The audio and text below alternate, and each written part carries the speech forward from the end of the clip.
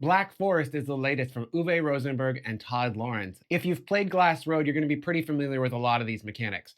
The core differences between Glassroad and Black Forest, however, is that instead of a card mechanic that you had in Glassroad for your action selection, in Black Forest, you're going to be doing worker placement around a rondel of a board.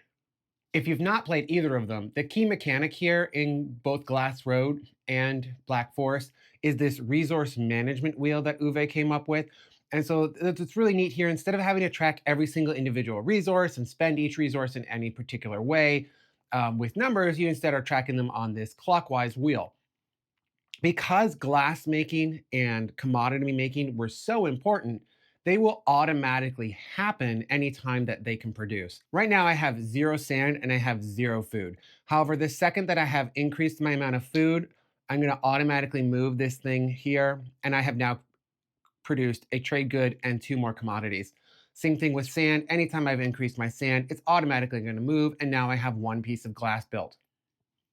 Bricks themselves are tracked on a separate tracker over here.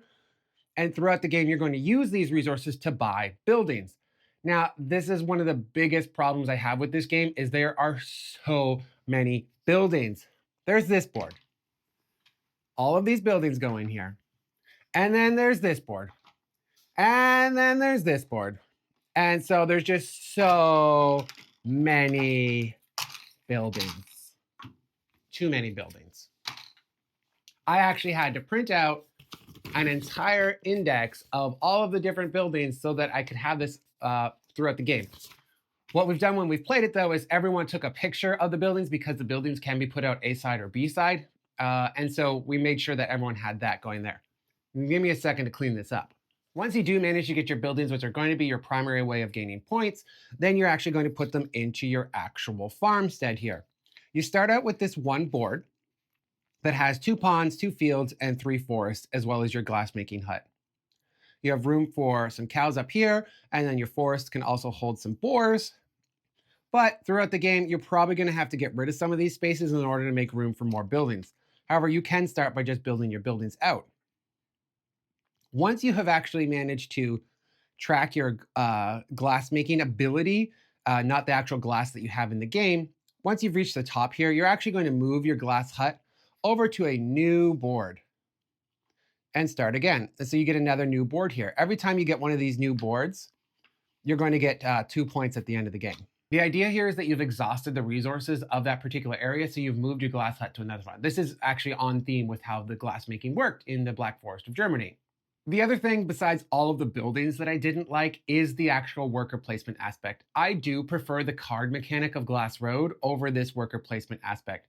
The main problem I had here is that when you go to place the worker, you have one of 2 options here, which is kind of the same as the top and bottom versus of the cards in Glassroad, but you get blocked off from other people. However, unlike in Glassroad, 2 people can't take the same action in Black Forest.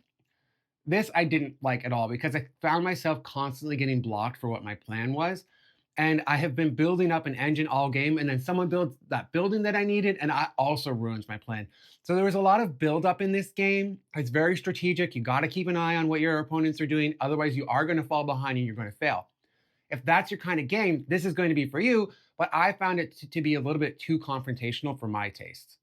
Overall, this is still a really good game. It does have some production quality issues, though. All of the boards are warped. All of them. Every single one of them is warped. And the insert kind of sucks. Of course, I've made a 3D insert for it. You can find that on my Thingiverse. And if you want to follow along for more inserts, more game reviews, make sure that you like, subscribe, follow, hit the heart button, retweet, reskeet, put it on Blue Sky. Follow me on Blue Sky, by the way, and all of those other things. Until next time, we'll see you later.